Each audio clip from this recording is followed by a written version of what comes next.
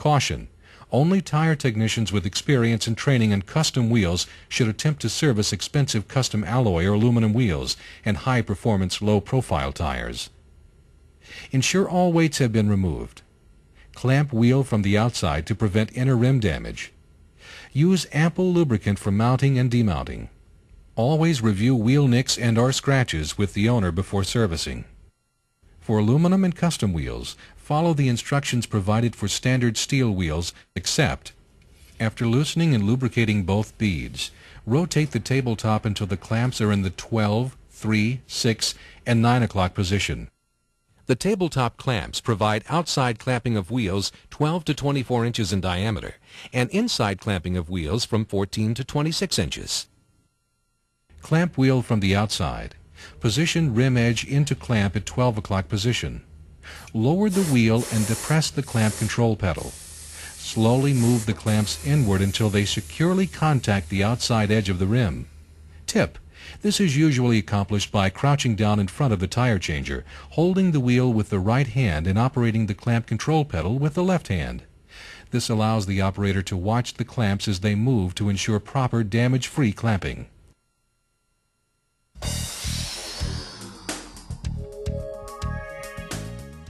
Follow these instructions for performance-type tires and wheels, including run-flat tires and their associated wheels and asymmetrical hump wheels. Remove valve core and completely deflate tire. Pull the bead loosener shoe away from the machine and roll the tire into position against the bumper pad. Position the tire with the valve stem in the 2 o'clock position, above the bead loosener shoe. Always loosen the bead on the narrow mounting side of the wheel first. Wheels with an asymmetrical hump have a larger ledge-type hump around the wheel, except at the valve hole, making them more difficult to mount and demount. Some wheels have a low-pressure sensor transmitter strapped to the wheel.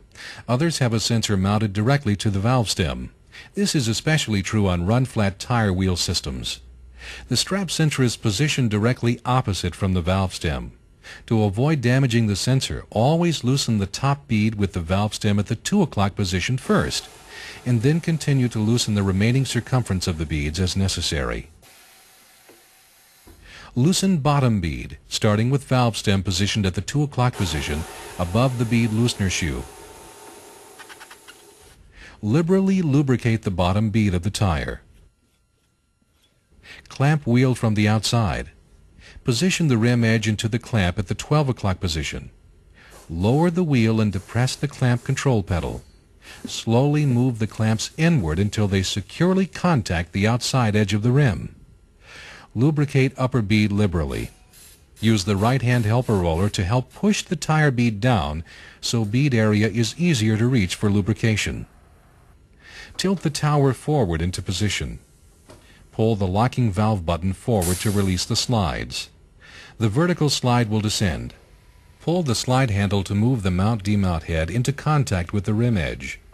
Push the locking valve button to lock the slides into place. As the slides are locked, the mount-demount head will move upward approximately 1/8 inch and backward approximately 1/8 inch from the rim edge. The mount-demount head roller should not be in contact with the rim edge, and the flat area under the head should be raised above rim flange. Check mount-demount head positioning. The mount-demount head should be positioned with 1/8 to 3/16 clearance between the top of the rim edge and the bottom of the mount-demount head, and 1/8 to 1/4 inch clearance between the rim edge and the mount-demount head roller. This clearance will be maintained as long as the slide locking valve remains locked. Note: the operator may tilt the tower back out of the way and forward into place again without needing to reposition the mount-demount head when changing a like set of wheels. The mount-demount head clearance may change with machine use and should be inspected often. Failure to maintain the proper clearance may result in damage to the wheel rim and/or tire. Using the right-hand helper roller to hold the bead down, insert the bead lifting tool between knob on mount-demount head and tire bead. Assist the bead down opposite the mount-demount head by using the left-hand helper shoe on the tire sidewall. Raise the right-hand helper roller up and rotate the bead lifting tool down over the wheel to lift bead up and over the knob on mount-demount head. Hold the bead lifting tool in place. and depress the tabletop rotation control pedal momentarily to jog the wheel at a short distance. Check the wheel and tire to verify that operation is not causing damage. The bead lifting tool can usually be removed after jogging the wheel at a short distance. Continue to jog the wheel to allow the tire to flex where it crosses the rim edge and slip into the drop center on the opposite side. Remove left-hand helper shoe when about 1/4 of the tire bead is demounted. Continue short rotations until top bead is completely demounted. Demount the lower bead. In most cases, when demounting performance tires, the lower bead will be less difficult. Use helper discs to lift, position, and hold tire.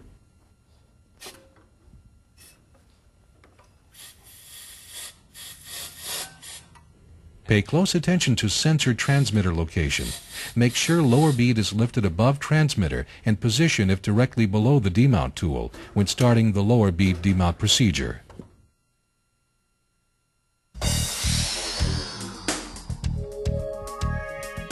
Lubricate both tire beads liberally. Performance tires will require more lubrication than standard passenger car tires. Mount the lower bead. In most cases, the lower bead will mount easily.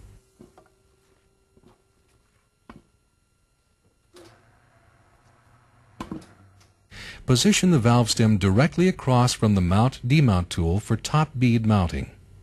Lift the top bead over the rear of the mount-demount head. Use the right-hand helper roller to help push and keep the top bead in the drop center during mounting, and use the left-hand helper shoe hooked over rim edge near the roller to help hold the bead in the drop center. The helper shoe will follow the wheel while rotating. Rotate or jog the wheel in short steps and apply extra lubricant to mount the upper bead. Remove the right-hand helper roller once the bead is well started in drop center. Note: on wheels with valve stem mounted sensors, begin the mounting operation with the valve stem at the 3 o'clock position in relation to the mount-demount head, which is at the 12 o'clock position. On wheels with strap-mounted sensors, begin the mounting operation with the valve stem at the 9 o'clock position. Mounting the top bead can be very difficult when new low-profile tires and performance, custom, or aluminum wheels are involved. Remember to mount the top bead using short jog rotations of the wheel. This will allow the bead to slip into the drop center. On extremely tight tire and wheel combinations, it may be necessary to use the hooked end of the bead lifting tool to flip the tire over the rim flange. After beads are mounted, follow the detailed instructions provided in the inflation section of this manual for bead sealing, bead seating, and inflation.